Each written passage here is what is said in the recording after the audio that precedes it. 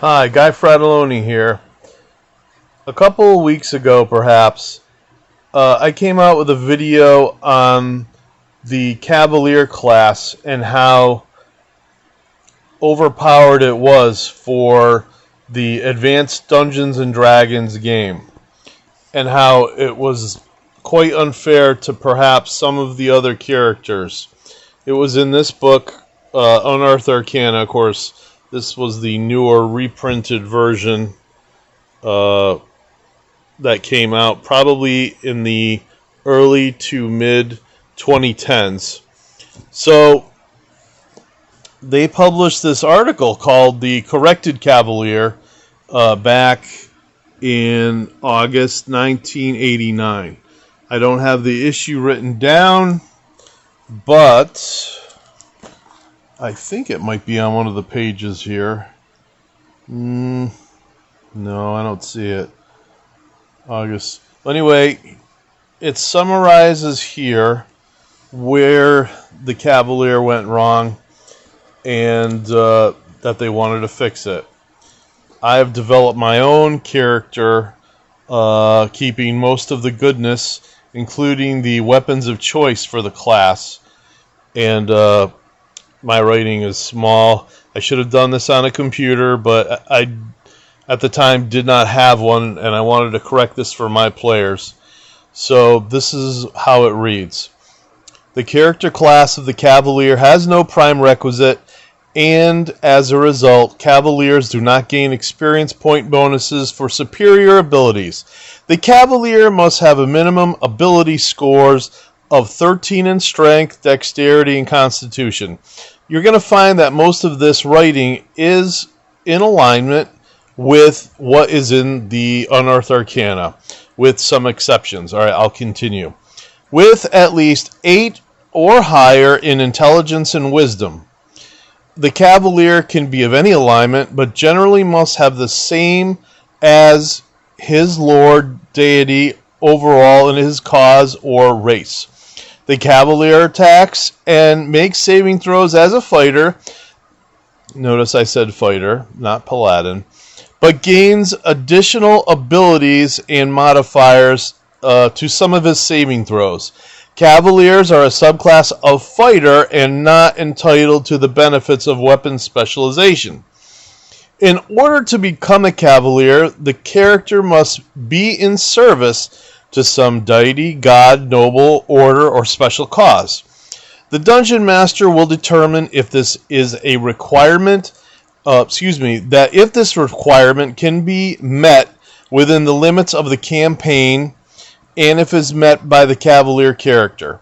The Cavalier must adhere to and strictly follow his or her personal code and the rules, tenets, and code of the cause he or she represents. It is assumed that the Cavalier character is of the proper social class of at least upper middle class. Rolling is unnecessary. There is a chart in our Unearthed Arcana. And is or was sponsored by someone who saw his or her quality at an early age. Ignore the level 0 sublevels of this class written in Unearthed Arcana book.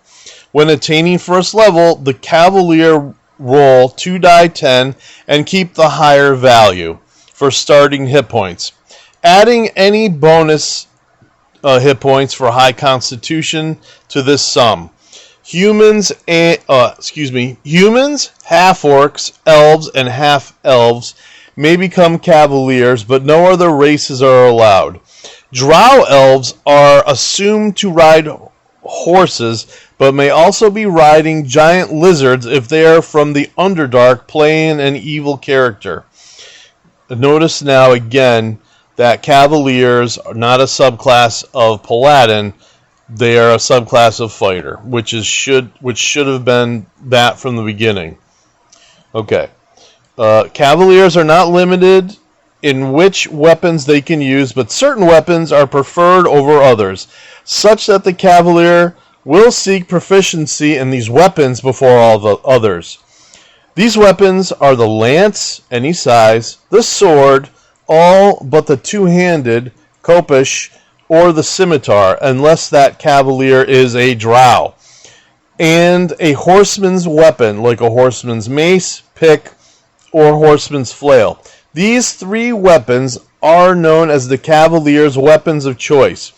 Only elves and half-elves can use ranged weapons at lower levels, below knight title. They can use short composite bows, and the drow cavalier may use the hand crossbow. Only after these three weapons have been mastered may the cavalier become proficient in other weapon types. Weapons that deal out damage from a distance call into question the cavalier's personal bravery. This is right from the book. And as such are avoided by all except the most powerful cavaliers. The cavalier may use these questionable weapons at normal non-proficiency penalties, but their use may violate the character's chivalric code. The cavalier gains bonuses to hit with his or her weapons of choice. The cavalier has a +1 bonus to hit with these weapons and a +2 to hit when mounted. The pluses to hit does not apply to damage and does not allow the cavalier to hit creatures that can only be hit by magic weapons. Weapons of choice cannot be changed to a different weapons at later times in his or her career. The cavalier may make multiple attacks with his weapons of choice. The number of attacks per round with these weapons are levels 1 through 5, 3 2 attacks, 1 attack, 2 attacks, 1 attack, 2 attacks. Levels 6 through 10, 2 attacks. Levels 11 through 15, 5 2 attacks. In other words, 2 attacks, 3 attacks, 2 attacks, 3 attacks, every other round. And at 16 plus levels, 3 attacks per round. Weapons used that are not the cavalier's weapons of choice are wielded thusly. Levels 1 through 5, 1 attack per round. 6 through 10, 3 2 attacks. 1 attack, 2 attacks, 1 attack, 2 attacks. 11 to 15, 2 attacks a round. And 16 plus, 5 to 2, 2 attacks, 3 attacks, 2 attacks, 3 attacks per round per every other round. The cavalier retains his punch and martial excellence with little to no confusion. Mounted or unmounted, the cavalier has a bonus to damage equal the character's level when using one of his weapons of choice. When using one of his 3 weapons of choice, and rolls a critical hit upon an opponent. For any cavalier, a critical hit on the dice is not only a natural 20, but any score with all bonuses added to hit a total of +23 or higher number. The cavalier's expertise in weapons allows it to parry with weapons of choice more effectively than fighters can. Should a cavalier choose to parry other than attack, all of the cavaliers to hit bonuses, including those due to strength, magic, and weapons of choice, can be subtracted from one of the attacker's die rolls. A parrying cavalier, this is right out of the book. A parrying cavalier may also then use his or her shield to parry a second opponent's attack. A shield parry reduces the attacker's roll by 1 and by a further 1 for every plus of the shield, if it is magical.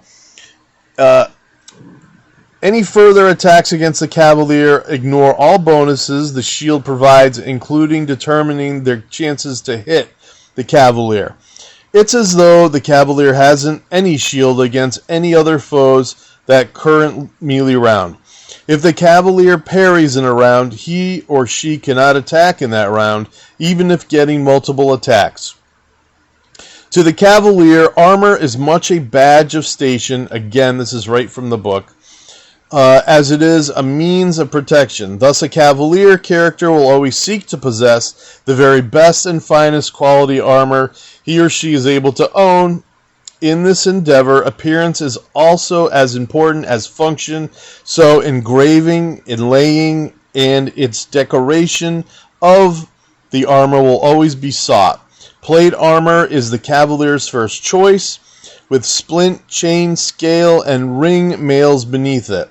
Leather, studded leather, padded, and hide armor are the dress of thieves and peasants, and beneath his station, such that the Cavalier will not wear those armor types ever. This list of preferences applies even in the case of magical armor, so that chainmail +2 will not be worn if banded or splint mail of the normal sort is available.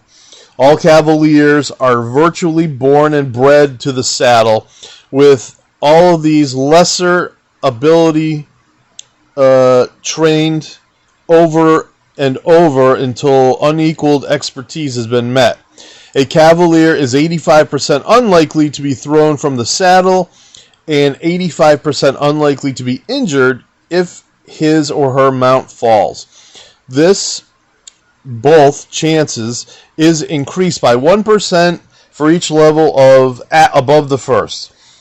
As a Cavalier increases in level, he or she improves still further in horsemanship and the handling of other creatures as mounts. Horsemanship abilities increase as follows. At third level, the Cavalier can vault into the saddle with bulky armor and have the steed underway in a single segment. That's 6 seconds. At fourth level, a female elven Cavalier and only a female non-drow elf may handle and ride a unicorn as a steed. At fifth level, the Cavalier can urge his or her mount to greater speed than normal. The additional speed possible equals a 2 -- in other words, movement rate, bonus to movement rate, and can be sustained for up to 6 turns, 1 hour. This additional speed does not hurt the mount, although normal feeding and rest afterwards are always necessary. At 7th level, the Cavalier can handle and ride a Pegasus as a steed if of good alignment. At 9th level, the Cavalier can handle and ride a Hippogriff as a steed. At 11th level, the Cavalier can handle and ride a Griffin or similar creature. The Dungeon Master's judgment always applies in this as a steed. Drow Cavaliers might have very different choices. Creatures of the Underdark. The Cavalier's mount will be friendly to and will accept the Cavalier as long as it is properly treated and fed. Of course, creatures of good alignment will not allow any evil Cavaliers to come near them in any case, though it might not always be their choice. The same goes for evil mounts. The Cavalier's knowledge of horses and at higher levels other mounts allows the Cavalier to estimate the relative worth of a steed. A Cavalier can examine any mount and determine if it has low worth, in other words, 1/3 or fewer of the maximum possible hit points of the creature. Average worth or high worth, 2/3 or better of the maximum possible hit points. Any steed selected by a Cavalier will have +2 hit points per hit die, up to the maximum hit points available. A Cavalier undergoes continual training and practice. This is the important part that everybody was pissed off about. A Cavalier undergoes continual training and practice in arms and warfare, such that part of any day not spending adventuring must be spent in mounted arms drill or combat practice on foot. As a result of this constant training, the Cavalier can increase his or her strength, dexterity, or constitution scores.